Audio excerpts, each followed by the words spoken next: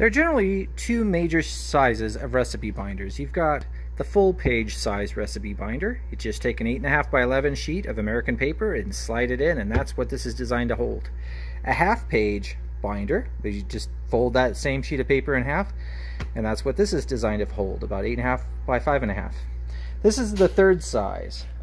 This is a really unique binder, and that's what we're going to talk about. This is a mini binder, and you can see compared to the half page binder, it's quite a bit smaller. I'm just overlapping it so you can see the difference. It is a smaller binder, and that's its function. If you have a small kitchen, a small recipe collection, and you just want to keep things small, this is probably the binder for you.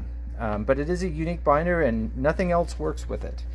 You have to buy the accessories that just match this particular binder. But if you like the size, it's a great little binder. People love it. It comes with dividers, as you can see. It comes with its own unique sheet protectors that are its own size. Do not order standard half-page binder recipe protectors for these. These take a unique size that we offer. And you'll need a certain size sheet of paper. This is not 8.5 by 11 or a half page. It's the third size.